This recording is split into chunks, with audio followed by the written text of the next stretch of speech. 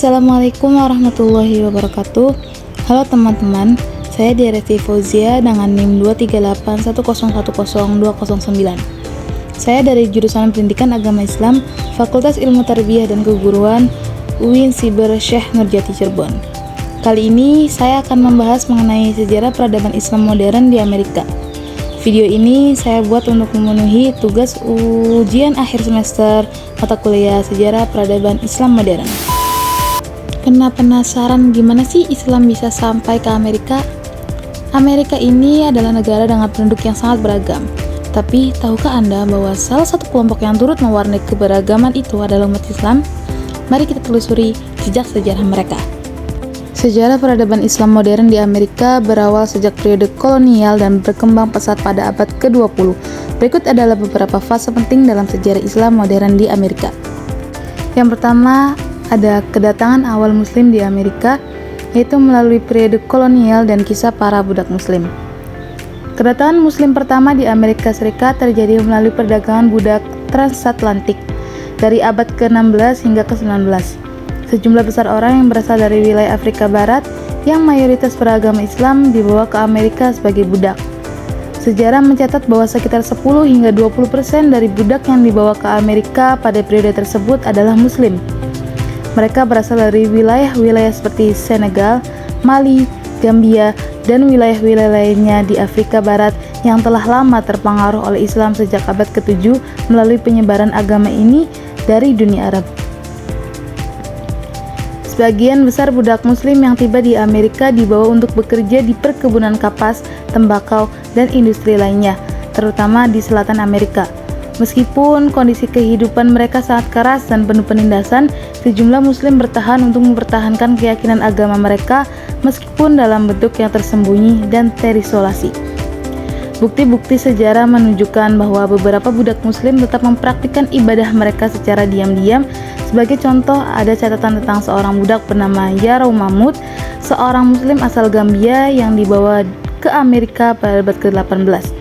Dan kemudian menjadi seorang pemilik properti di Washington DC. Sejumlah budak lainnya diketahui telah mengajarkan praktik-praktik Islam kepada sesama budak, meskipun mereka menghadapi tekanan besar untuk meninggalkan agama mereka. Namun, meskipun banyak dari mereka mempertahankan identitas Muslim mereka, banyak yang kemudian terasimilasi ke dalam budaya Barat atau dipaksa untuk mengabaikan agama mereka di bawah ancaman kekerasan dan penindasan. Hal ini menyebabkan banyak Muslim pada masa ini tidak dapat mempertahankan ajaran agama mereka secara terbuka, dan dengan demikian identitas Islam di kalangan budak Afrika cenderung terhapus atau hilang seiring berjalannya waktu. Selanjutnya ada kedatangan imigran Muslim pertama, yaitu abad ke-19 hingga awal abad ke-20. Setelah berakhirnya perbudakan di Amerika pada tahun 1865, kedatangan Muslim di Amerika mulai terjadi melalui jalur imigrasi yang lebih terbuka pada akhir abad ke-19. Gelombang imigrasi dari wilayah Timur Tengah ini, khususnya dari daerah-daerah yang kini menjadi bagian dari Lebanon, Suriah, dan Palestina, mulai meningkat. Banyak imigran dari wilayah ini yang umumnya beragama Islam datang ke Amerika untuk mencari peluang ekonomi dan kehidupan yang lebih baik. Mereka menetap di kota-kota besar seperti New York, Detroit, dan Chicago. Imigran Muslim pada periode ini sebagian besar terdiri dari orang-orang yang berasal dari kelompok etnis Arab, dengan mayoritas datang dari komunitas Maronit di Lebanon dan daerah sekitar Laut Mediterania. Sebagian besar dari mereka adalah pedagang, pengusaha kecil, atau pekerja yang mencari nafkah di industri perhotelan atau manufaktur. Meskipun mereka membuat tradisi Islam dengan mereka, banyak di antara mereka yang tidak memiliki pemahaman yang kuat tentang Islam dan seringkali hidup terasing dari komunitas Muslim lainnya. Dalam banyak kasus, mereka mengalami kesulitan dalam mempertahankan identitas agama mereka di tengah masyarakat yang sangat berbeda dari tradisi mereka. Selanjutnya ada gerakan Islam di kalangan Afro-Amerika. Gerakan Islam di kalangan Afro-Amerika adalah sebuah fenomena yang kaya akan sejarah, perjuangan, dan identitas. Dimulai dari masa perbudakan hingga era modern, Islam telah menjadi kekuatan yang signifikan dalam membentuk kesadaran diri dan perjuangan sosial bagi komunitas kulit hitam di Amerika Serikat. Perjalanan Islam di Amerika dimulai dari masa perbudakan. Jutaan orang Afrika termasuk banyak Muslim dipaksa dibawa ke Amerika meskipun menghadapi kondisi yang sangat sulit.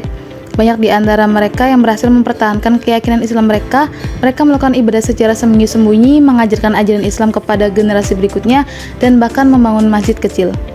Nation of Islam, sebuah gerakan yang radikal. Salah satu gerakan Islam yang paling terkenal di kalangan Afro-Amerika adalah Nation of Islam, yang didirikan oleh Wallace D. Fard pada tahun 1930. Nation of Islam mengajarkan bahwa orang kulit putih adalah setan dan bahwa orang kulit hitam adalah bangsa yang terpilih. Nation of Islam juga menekankan pentingnya kemandirian ekonomi dan sosial bagi komunitas kulit hitam.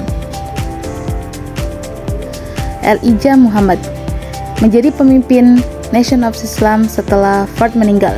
Di bawah kepemimpinannya, Nation of Islam mengalami pertumbuhan yang pesat dan menjadi kekuatan politik yang signifikan. Namun, setelah kematian Elijah Muhammad, Nation of Islam mengalami perpecahan. Setelah ini mengalami masa reformasi dan modernisasi oleh Warid-Din Muhammad, putra Elijah Muhammad, yang melakukan reformasi besar-besaran terhadap Nation of Islam. Ia membawa Nation of Islam kembali ke ajaran Islam yang lebih ortodoks dan membuka pintu bagi kerjasama dengan komunitas Muslim mainstream. Selanjutnya yaitu gelombang imigrasi pasca Perang Dunia II. Gelombang imigrasi akademik dan profesional menjadi fenomena signifikan, terutama pada paruh kedua abad ke-20. Banyak negara maju mengundang para ilmuwan, dokter, insinyur, dan profesional lainnya untuk berkontribusi pada pembangunan nasional mereka. Imigran dari negara-negara Asia, Timur Tengah, dan Afrika membawa keterampilan yang sangat dibutuhkan, terutama dalam bidang teknologi, kedokteran, dan pendidikan. Pendirian organisasi Islam sering dengan meningkatnya imigrasi. Komunitas Muslim juga mulai berkembang di negara-negara tujuan, khususnya di Eropa dan Amerika Utara. Migran Muslim, baik yang datang sebagai pekerja maupun akademis, merasa perlu untuk mempertahankan identitas budaya dan agama mereka di tengah masyarakat yang mayoritas non-Muslim. Untuk memenuhi kebutuhan ini, didirikan sebagai organisasi Islam yang bertujuan menyediakan tempat ibadah, pendidikan agama, serta wadah untuk mempererat hubungan antar anggota komunitas. Contohnya adalah Islamic Society of North America di Amerika Serikat dan Muslim Council of Britain di Inggris. Organisasi-organisasi ini tidak hanya melayani komunitas Muslim lokal, tetapi juga berperan dalam mempromosikan dialog antaragama dan integrasi sosial. Selanjutnya ada Islam di Amerika kontemporer.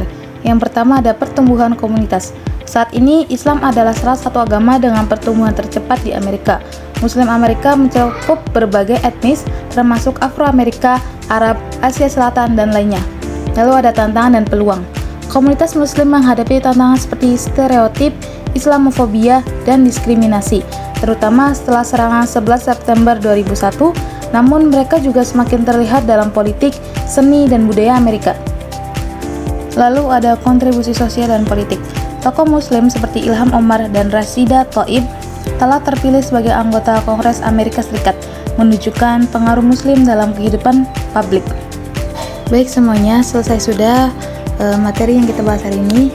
Kesimpulannya adalah perkembangan sejarah peradaban Islam modern di Amerika berlangsung melalui beberapa fase penting, dimulai dari periode kolonial dan perbudakan hingga masa modern saat ini. Islam pertama kali hadir di Amerika melalui jalur perbudakan dan imigrasi yang secara bertahap berkembang menjadi komunitas yang lebih besar dan terorganisasi. Sekian, terima kasih.